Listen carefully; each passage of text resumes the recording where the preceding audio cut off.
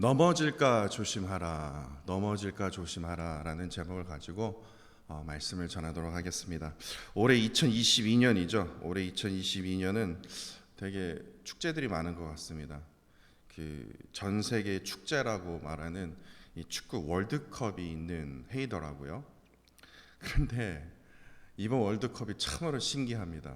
특별합니다. 왜냐하면 중동의 이 카타르라는 그 지역에서, 그 나라에서 올해 월드컵이 열리게 되는데, 여러분도 아시죠? 특이하게도 이번 월드컵은 항상 월드컵 때면 우리 2002년 한번 기억해 보세요. 한참 더울 때 열리지 않았습니까? 그 때문에 월드컵은 항상 여름에 열렸는데, 특이하게도 이번 월드컵은 중동 카타르에서 열리기 때문에 겨울에, 처음입니다. 겨울에 열리게 됩니다. 이번 월드컵도 어김없이 이제 대한민국이 어떻게든 들어갔는데요. 참 그것도 은혜예요. 참 신기해요. 대한민국이 들어갔는데 그 우루과이 아시죠? 우루과이랑 첫 경기를 시작하게 됐는데 그 첫 경기의 그 날짜가 언제인 줄 아십니까?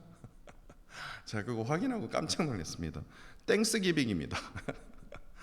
11월 24일 오전 8시입니다. 그래서 미리 한번 계획을 한번 해보세요. 자녀들이 아마 루이비로 올 텐데 그때 오전 8시에 이번에는요 되게 신기한 땡스기빙, 좀 특별한 땡스기빙이 될 것 같아요. 터키를 먹는 게 아니라 이제 축구공을 들고 이제 응원을 하는 어떤 그런 땡스기빙이 될 것 같아요. 땡스기빙 오전 8시입니다. 제가 확인해 봤어요. 신기하더라고요. 하필이면 그 수많은 날짜 중에 하필이면 왜 11월 24일일까? 오전 8시, 저기 시애틀 그 서쪽에 사시는 분은 새벽 5시에 봐야 돼요. 저희는 딱 8시예요. 딱 일어나는 시간이에요. 그래서 이번 월드컵은요, 첫 경기를 특별히 가족들과 응원하면서 경기를 볼 수 있을 것 같습니다. 이제 뭐 예를 들어서 이제 16강까지 가면 이제 교인들 같이 모여야겠죠. 뭐 그런 일이 있겠지만 모르겠지만, 근데 개인적으로 이번 월드컵이 참으로 기대되는 저 스스로요 기대가 되는 게 뭐냐면요, 이 얘기를 하면 축구 팬들은 목사님 지금 무슨 말 하는지 압니다. 딱 그 얘기를 할 거예요. 이번에 월드컵이 참으로 기대되는 게 요즘 정말 아주 깜짝 놀라도록 활약하고 있는 선수가 누군지 아십니까? 손흥민 선수입니다. 와, 정말 아주 놀랄 지경입니다. 이번 주일에 마지막 경기거든요. 이 경기를 통해서 한 골 이상만 넣으면요, 전 세계에서 제일 1등 선수가 되는 거, 골 제일 많이 넣는 사람이요. 역대 어느 한국 선수도 이런 게 없었습니다. 처음이에요. 더군다나 그 축구를 지금 어디서 합니까? 축구의 이 주종국이라고 얘기하는 이 영국에서요. 세계 최고 잘하는 선수들이 다 모여 있는 그 영국에서 엄청난 활약을 하고 있는 선수가 누구냐? 손흥민 선수라는 겁니다. 저희 교회의 김명희 지사님 항상 얘기하는 게 손흥민 선수를 자기 아들이라고 얘기할 만큼 되게 좋아하는데요. 그 활약상이요, 진짜 말로 표현할 수 없을 정도로 엄청납니다.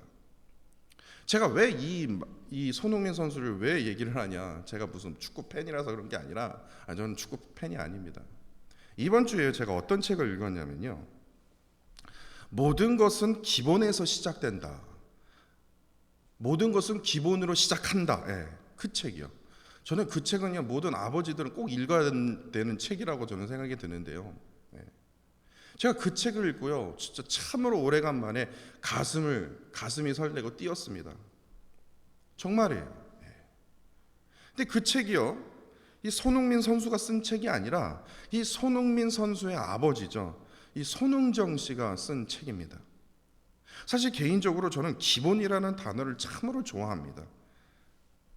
제가 기본이라는 단어를 참 좋아할 것 같지 않습니까?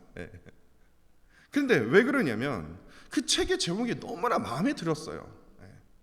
책 제목만 봐도 막 읽고 싶을 정도로 제목이 너무 좋았다는 겁니다. 왜냐? 모든 것은 어디로부터 시작된다고 저도 뭐로부터 시작된다고요? 기본에서 시작한다고 저도 믿기 때문에 그렇습니다. 정말 그래요. 그런데 그 책 맨 앞 페이지예요. 그 책 제목도 너무나 제가 좋아하는 그 문장인데 그 맨 밑에요, 빨간색으로요, 이렇게 써 있더라고요. 나의 축구는 온전히 아버지의 작품이다. 이 말을 누가 했냐면 손흥민 선수가 직접 말을 했다라는 겁니다. 그러네, 책 제목도 재미있고 또 그 빨간 글씨도 손흥민 선수가 이런 말을 했다고? 그러니까 너무 궁금한 거예요, 이 책의 내용이요. 그래서 이 책을 읽으면서 제가 깨달은 게 있습니다. 이 손흥정, 자신이 아버지로서 이 둘째 아들 흥민이에게요, 이 좋은 본보기가 되려고 끊임없이 노력하는 아버지였음을 그 책에서 알 수가 있습니다. 시간 관계상 정말 놀라운 이야기들이 거기에 많이 있어요. 자신이 전에 축구 선수였어요. 축구 선수였는데 축구 선수로서의 어떤 그런 좋은 본보기가 되지를 못했습니다. 그래서 자기의 축구 이야기를 해달라고 하면 제일 싫어해요. 왜냐, 좋은 본보기가 못 되었기 때문에 되게 싫어합니다. 그러나 자신에게 축구를 가르쳐 달라고요 직접 부탁한 그 흥민이에게만큼은 축구 선수에게 필요한 좋은 본보기를 보여주고 싶었다라는 겁니다. 그래서 제일 기본인 뭡니까? 축구 선수로서 가져야 할 기본, 실력, 기술, 참으로 놀라운 게요, 사람 됨됨이. 저 그 부분을 읽고요 제가 아주 은혜를 받았어요. 그리고 자신의 철학, 그 모두를 아들에게 다 쏟아 부었더라고요. 그 결과 정말 이 손흥민 선수의 이 축구는요, 이 손흥민 선수가 또 대단하지만 정말 이 손흥민 선수가 그런 축구를 할 수 있었던 것이 정말 아버지의 위대한 작품이었음을 그 책 한 권을 통해서 저는 깨닫게 되었습니다. 저는 참된 그리스도인의 삶 또한, 우리의 삶 또한 하나님 아버지의 작품이라는 사실을 우리가 기억해야 합니다. 작품입니다. 위대한 작품이에요. 근데 그 위대한 작품이라고 깨닫게 된다면 우리는 잘 살아야 돼요. 하나님 아버지께서요, 왜 우리를 위대한 작품으로 만드셨냐? 생명의 그 말씀을 우리에게 허락하여 주셨기 때문에 그래요. 그 생명의 그 말씀을 우리에게 허락하여 주시면서 세상 어느 것과도 비교할 수 없는 최고의 본보기, 최고의 복을, 그 삶의 방법을 어디서부터 우리가 찾을 수 있느냐? 생명의 말씀을 통해서 우리가 찾아볼 수 있기 때문에 그래요. 그렇기 때문에 그 말씀대로 사면요 어떻게 됩니까? 최고의 작품이 될 수 있어요. 왜냐? 하나님의 말씀 안에는 무엇이 있습니까? 하나님의 백성으로 살아야 할 뭡니까? 올바른 방향이 들어있기 때문에 그렇습니다. 특히 성경 말씀은요, 더 디테일하게 말씀드리자면 과거의 이 신앙 성조들이 걸어왔던 것을 통해서 나 자신이 걸어가야 할 그 길을 비교할 수가 있다는 겁니다. 이걸 깨달아야 돼요.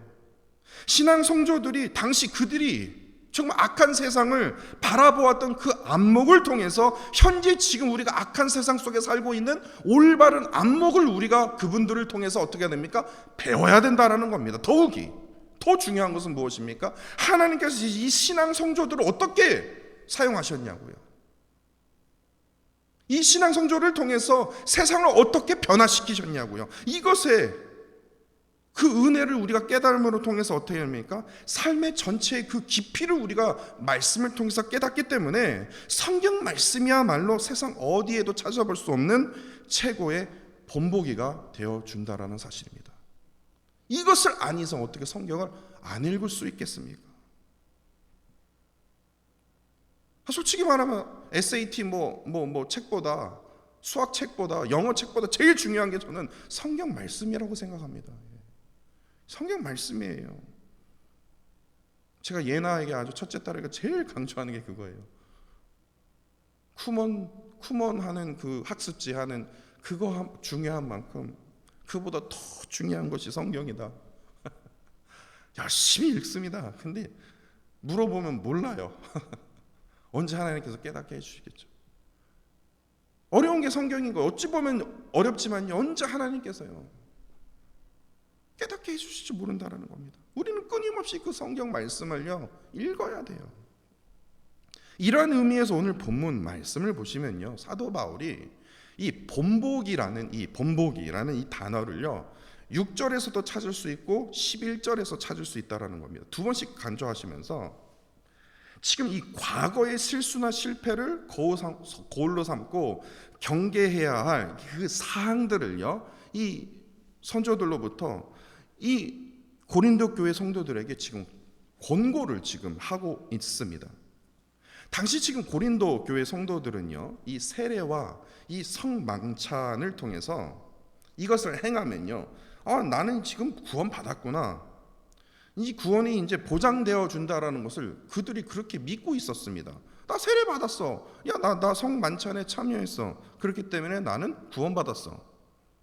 이러한 현상들은요, 지금 고린도 성도들에게 하나님의 그 은혜를 먼저 사모하기보다는, 말씀의 은혜를 사모하기보다는 뭐를 지금 신뢰하고 있습니까? 종교적인 형식, 종교적인 이 절차를 더 신뢰하고 있음을 지금 우리가 여기서 깨닫게 되지 않습니까? 이에 대해서 지금 사도 바울은요, 지금 과거에 출애굽 당시의 그 조상들의 그 안타까운 행적들을 지금 말하고 있습니다. 먼저 1절에서 5절을 보시면요, 하나님께서 모세를 통해서 홍해를 가르시죠. 홍해를 건너물을 통해서 홍해를 건넜다는 그 의미는 사도 바울이 어떻게 해석을 했냐면요, 세례를 받았다라는 것으로 해석을 했습니다. 그리고 이어서 메마른 광야에서 신령한 음식 만나를 먹고, 또한 음료, 반석에서 터져 나오는 그 뭡니까? 물을, 하나님께서 허락해 주시는 그 메마른 반석에서 물이 터져 나오는 그 음료를 마심으로, 그것이 무엇을 의미하냐면요, 사도 바울은 성만찬에 참여했다, 이렇게 해석을 했습니다. 그런데 반드시 기억해야 할 팩트가 바로 5절입니다. 성만찬을 참여했든 세례를 받았든 그것은 중요하지 않고 제일 중요한 게 5절 말씀이에요. 그러나 그들은 그들은 지금 홍해를 건넜고 신령한 음식을 먹었고 신령한 음료를 마셨어요. 그러나 그들 다수는 뭡니까? 팩트가 뭐예요? 하나님이 기뻐하지 아니했대요. 저 모태 신앙입니다. 하나님, 저 지금 아무개 교회 목사라니까요, 그거 전혀 기뻐하실 일이 아니에요. 하나님, 저 지금 신앙생활 지금 몇 년째 하고 있는데요, 그거 전혀 하나님이 기뻐하시지 않는다라는 겁니다. 그 결국에 어떻게 된 줄 아세요? 그들이 광야에서 어떻게 돼요? 멸망을 받았느니라. 이게 참으로 무섭지 않습니까? 찾아보세요. 출애굽기에서 진짜 그랬어요. 놀라운 기적의 은혜를 체험했어요. 어느 족속도 그렇게 기적을 체험했던 그런 세대가 없습니다. 출애굽 세대를 보면 정말 놀라운 기적을 체험했어요. 그런데 그것으로 하여금 뭐합니까? 구원을 받기에 충분하지 못했다라는 게, 이게 참으로 무섭지 않습니까? 다시 말해서 아무리 하나님의 놀라운 은혜를 체험했다 하더라도 누구나 구원받는 것은 아니다라는 사실입니다. 지금 고린도 교회 성도들이 아무리 세례 받았다, 성찬을 누렸다, 참여했다, 뭐 무조건 그렇다고 해서 무조건 구원받는다고? 그렇게 생각하지 마라. 무조건 교회를 다닌다고 해서 무조건 그리스도인이냐? 무조건 교회에서 직분을 받는다고 너가 목사라고 구원을 받는다는 거냐? 아니다라는 겁니다. 그것을 보장할 수 없다라는 겁니다. 그러면서 6절에서요, 사도 바울은 고린도 교회 성도들에게 과거 지금 출애굽한 그 조상들의 삶을 본보기로 삼아서, 무엇을 본보기로 삼으냐? 악을 즐겨하는 자가 되지 말라고 얘기를 합니다. 그들이 엄청난 은혜를 하나님으로부터 입었지만 그들의 그 삶은 어떻게 돼요? 악을 즐겨했다라는 겁니다. 이게 무슨 뜻입니까? 악을 즐겨했다라는 뜻을 다시 풀이하자면요, 악을 반복해서 했다라는 뜻 아닙니까? 악이 그렇게 즐겁다면 한 번 가지고 악을 행했겠습니까? 계속해서 끊임없이 반복해서 행한 자라는 그 의미입니다. 반복했기에 즐거운 거예요. 그렇다면 사도 바울이 과거에 이 출애굽한 조상들의 삶 속에서 악을 즐겨했던 것, 다시 말해서 악을 반복했던 것을 자세하게 지금 무엇을 말하고 있습니까? 7절입니다. 첫 번째, 우상 숭배가 끊이지 않았습니다. 한 번이 아니라 여러 번 이집트에서 생각했던 그 더러운 우상들. 8절입니다. 음행, 간음입니다. 계속해서 반복했습니다. 9절입니다. 하나님을 어떻게 해요? 계속해서 시험했습니다. 하나님이 싫은 거예요. 하나님을 신뢰할 수가 없는 거예요. 시험했습니다. 10절이요. 하나님을 수없이 어떻게 합니까? 원망했습니다. 이게 뭐 4가지 단계예요. 우상 숭배를 하면요, 다 간음으로 이루어집니다. 이게 순서예요. 이 4가지 악을요, 이 과거 출애굽한 조상들이 즐거워하며 어떻게 합니까? 수없이 반복했기 때문에 고린도 성도들이요, 이것을 반드시 본보기로 삼아 4가지의 악을 반드시 피해야 할 것임을 지금 권고한 겁니다. 나 성장 받았어, 나 지금 세례 받았어, 이거에 지금 빠지지 말고 이 4가지 악 정신 차려라, 이 말이에요. 왜냐하면 고린도 성도들로부터 이러한 4가지 악을 지금 고린도 교회에 목회하고 있는 이 아볼로를 통해서 바울이 들었기 때문에 그래요. 특히 우상숭배, 음행, 이거는 고린도 교회에 정말 아주 끊이지 않는 그런 악 아니었습니까? 사도 바울은 고린도 교회 성도들에게 이 4가지 악을 행함에도 자신이 구원받았다고 착각하는 이 성도들에게 정말 한 방을 날리는 그런 말씀과 같은 그런 것을 하지 않습니까? 12절입니다. 저 이 9절 보고 저한테 하는 소리인 줄 알았어요. 그런즉 선줄로 생각하는 자는, 내가 지금 잘 나갔다고 생각하는 자는, 내가 믿음이 좋다고 생각하는 자는 뭐예요? 넘어질까 조심하라. 설교 제목입니다. 넘어질까 조심하라는 겁니다. 이게 팩트예요. 목사든 장로든 상관없다는 겁니다. 선줄로 생각하지 말라는 거예요. 단 한순간도 마음을 놓치지 말라는 거예요. 느헤미야 말씀만 봐도 우리가 알 수 있지 않습니까? 긴장을 놓치지 말라는 거예요. 왜? 넘어질까 봐. 사탄 마귀가요, 아주 기가 막히게 공격하기 때문에 넘어질까 조심하라. 이 구절을 묵상하면서 오래전에 제가 말씀드렸던 그 용어가 생각이 났습니다. 밧세바 신두름. 저는 그 밧세바 신두름에 대한 그 책을 읽으면서요, 정말 나 죽을 때까지 다 이거 잊지 말아야 되겠다. 밧세바 신두름이 무엇입니까? 이 미국 톨레도 대학의 이 딘 러드워크 교수와 클린턴 롱고네커 교수가요, 1993년도에 비즈니스 윤리 그 저널에 기록된 단어입니다. 근데 그 주제가 이래요. 성공했다 생각하는 리더들에게 왜 자주 윤리적인 문제들이 발생하는가? 이러한 주제로 논문을 다루었는데 거기서 튀어나온 용어였습니다. 이 밧세바 신두름, 이게 참, 하필이면 왜 또 기독교적인 단어를 성경에서 나왔을까? 힘을 가진 사회 지도층들의 이 도덕성에 대한 이 결핍증이 바로 이 밧세바 신두름이라는 겁니다. 사무엘하 11장만 봐도 알 수 있어요. 저녁에요, 다윗이 어떻게 합니까? 지금 백성들은 지금 자기 군대들은 지금 열심히 지금 싸우고 있는데 한가롭게요, 다윗이 왕궁에서 옥상에서요 거늘다가 우연히 모욕하는 밧세바를 보고요, 성적인 그 범죄를 저지르지 않습니까? 그런데 우리가 정말 집중해서 주목해야 할 점이 바로 이겁니다. 다윗 왕이 언제 이러한 더러운 죄를 저질렀냐? 이게 중요해요. 그가 바로 이스라엘 왕으로서 최고의 전성기를 누렸을 때 이러한 더러운 죄를 저질렀다라는 겁니다. 우리가 여기서 무엇을 깨달을 수 있습니까? 소위 성공했다는 사람들, 소위 내가 지금 제일 잘 나가고 있다고 생각하는 사람들, 소위 지금 내가 선줄로 생각하는 사람들, 이 사람들이 올라가서 막강한 영향력을 발휘하는 리더가 되면요, 인간은요 어느 누구도, 그래서 제가 항상 얘기하는 게 목사 믿지 말라는 겁니다. 저 믿지 말라는 거예요. 저보고 교회 오지 말라는 거예요. 제가 항상 여러분들한테, 제가 무슨 배신을 때리기 위해서가 아니라, 제가 저번에도 말씀드렸죠. 목사 믿지 마세요. 하나님 봐야 됩니다. 인간은 그래요. 제가 말씀드렸잖아요. 강단에 딱 서면요, 모든 사람들이 나에게 딱 집중하기 때문에 거기로부터 권력이 생긴다니까요. 그런 더러운 생각을 목사들이 다 갖고 있어요. 진짜 그래요. 저부터 시작해서요. 근데 그 그렇게 딱 리더가 되면요, 이제 막강한 화력, 그 힘을 가진 리더가 되면 인간은 자연스럽게 성공의 도취가 되는데, 하나님의 은혜를 생각하는 게 아니라 내가 잘해서 그렇지. 근데 여기서 발생하는 가장 심각한 문제가 있다라는 겁니다. 그 문제가 무슨 문제냐면, 자신이 어떤 경우라도 모든 상황들 내가 다 해결할 수 있다, 이런 과도한 자신감에 빠진다라는 겁니다. 그것이 밧세바 신두름이에요.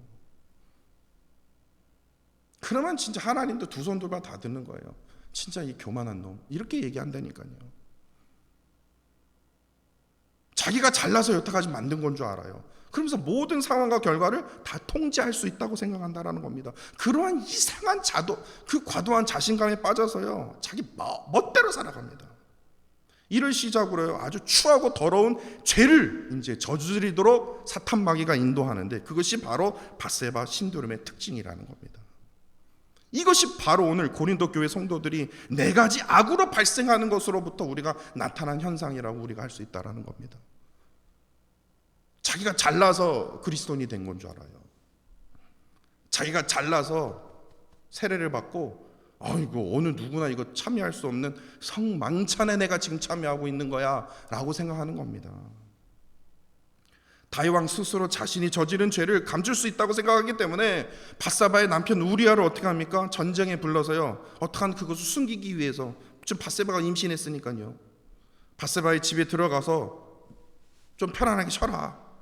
근데 우리아의 이 강직함 때문에 어떻게 우리 지금 내 백성들이면서 싸우고 있는데 내가 어떻게 해서 편안하게 집에서 편하게 쉴 수 있겠습니까? 집에 들어가지 않아요. 그러자 다윗이 어떻게 합니까? 우리아를 전장으로 다시 보내서요, 선봉을 내세우도록 요압에게 명령하지 않습니까? 진짜 나쁜 짓을 저질렀어요. 결국에 우리아는요, 이 다윗 왕의 그 계략에 따라 우리아는 전투에서 전사하지 않습니까? 바로 자신의 힘, 왕권을 이용해서 저지른 최악을 저지른 것이에요. 자기가 모든 것을 다 해결할 수 있을 거라고 생각을 했어요. 자신의 죄까지 다 숨길 수 있을 것이라고 생각을 했다는 겁니다. 통제할 수 있다고 생각을 했었어요. 그런데 결국에 하나님께서요, 누구를 보내십니까? 나단 선지자를 통해서 아주 강하게 책망하십니다. 그런데 너무나 신기한 게 무엇인 줄 아십니까? 저 같으면요, 어이 나단 일로 와. 어이 목 잘라, 이렇게 얘기했을 거예요. 어디서 감히 왕한테? 그런데 어떻게 합니까? 그 말을 들은 다윗 왕이요, 눈물로 하나님께 회개합니다. 참 놀라운 기적입니다. 이것도요. 한없이 부끄러운 자신의 죄를요, 눈물로 하나님께 고백하면서 회개의 기도를 한 것입니다. 그것이요 바로 시편 51편입니다. 10절과 12절로 이렇게 고백합니다. 다윗이요, 하나님이요, 내 속에 정한 마음을 창조하시고 내 안에 정직한 영을 새롭게 하소서. 나를 주 앞에서 쫓아내지 마시며 주의 성령을 내게서 거두지 마옵소서. 주의 구원의 즐거움을 내게 회복시켜 주시고 자원하는 심령을 주사 나를 붙들어 주옵소서. 그냥 침상이요, 아주 그냥 눈물로 다 적시도록 하나님 앞에 회개로 나아갔다라는 겁니다. 다윗 왕은 오직 하나님께서 자신을 구원하시고 회복시켜 주신다는 것을 믿었기 때문에 다윗은 겸손히 회개하는 마음으로 하나님께 나아갔다라는 겁니다.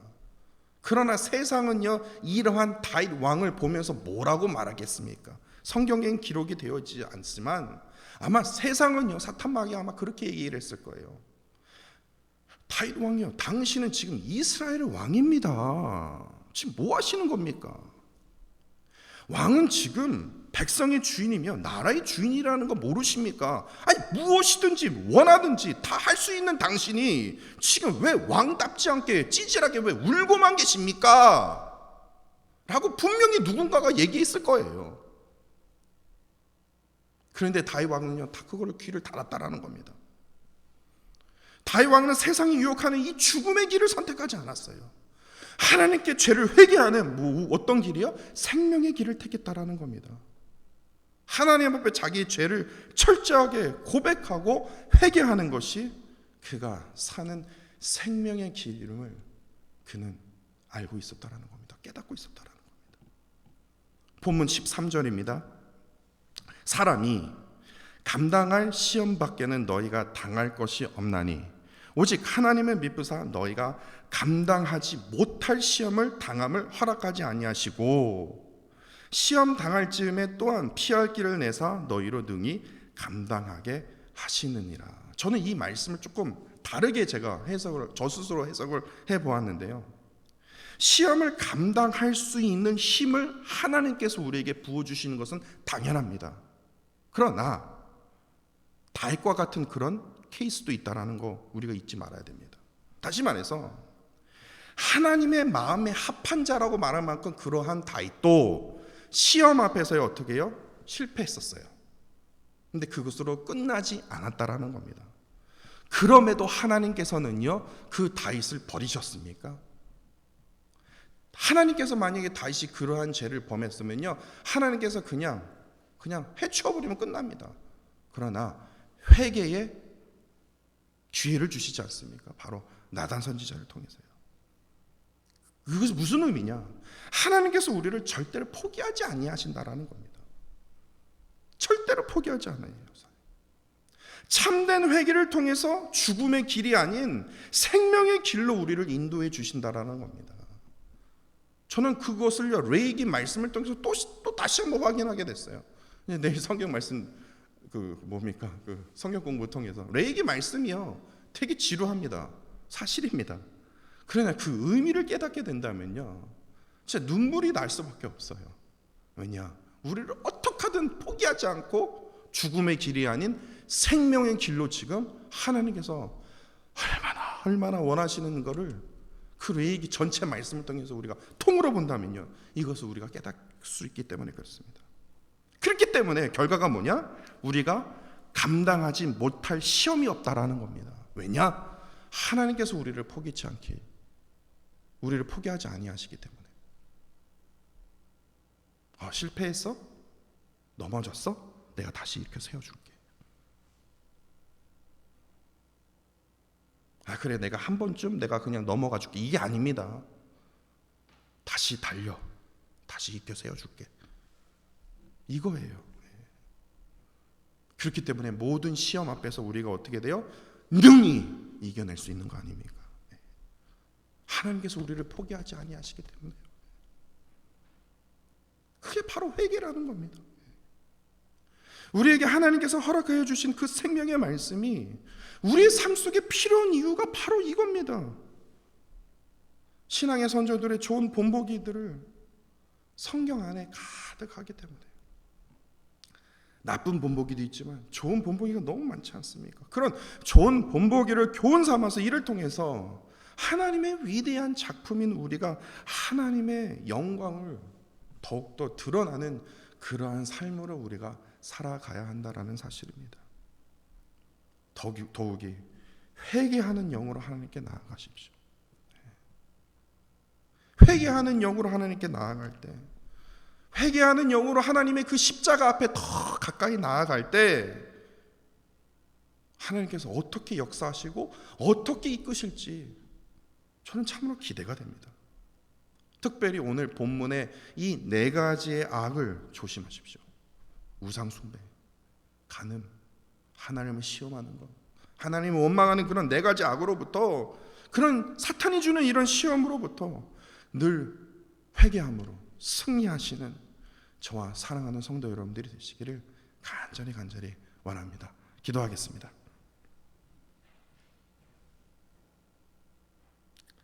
사랑의 하나님, 늘 언제나 말씀으로 우리의 영혼을 깨워주시고 다시 일으켜 세워주심을 감사를 드립니다. 참된 그리스도인의 삶이 하나님 아버지의 위대한 작품임을 기억함으로 늘 거룩하고 신실하게 하나님께서 허락하여 주신 그 말씀에 따라 순종하며 살아가도록 인도하여 주옵소서. 더욱이 성경 속에 기록된 모든 과거의 이 신앙 선조들의 좋은 본보기를 본받아 하나님께서 진정으로 원하시는 올바른 삶의 방향으로 나아갈 수 있도록 인도하여 주옵소서. 오늘 본문을 통해서 참으로 더러운 네 가지의 악을 보았습니다. 오늘 본문의 시대뿐만 아니라 2000년이 지난 지금도 우상 숭배와 그 음행이 끊이지 아니하며 이를 통해서 하나님을 시험하며 원망하는 참으로 악한 세상에 우리가 살고 있지 않습니까? 이러한 악들로부터 스스로 통제할 수 있다는 이러한 이상한 과도한 자신감으로부터 오는 이런 교만함을 멀리하게 하여 주시고 늘 하나님의 말씀의 기준에 따라 겸손히 순종하며 악한 세상 속에서도 늘 정결함으로 구원의 기쁨을 늘 맛보며 살아갈 수 있도록 주님 인도하여 주옵소서. 우리에게 감당한 시험을 허락하여 주시는 하나님의 그 은혜를 늘 기억함으로 우리 모두에게 회개의 영, 십자가로 나아가는 그 영을 하나님 부어주사 주께서 지셨던 거룩한 십자가 앞에 늘 가까이 나가는 저희들이 되도록 주님 인도하여 주옵소서. 주님 사랑합니다. 감사드리며 예수 그리스도 이름으로 기도합니다. 아멘.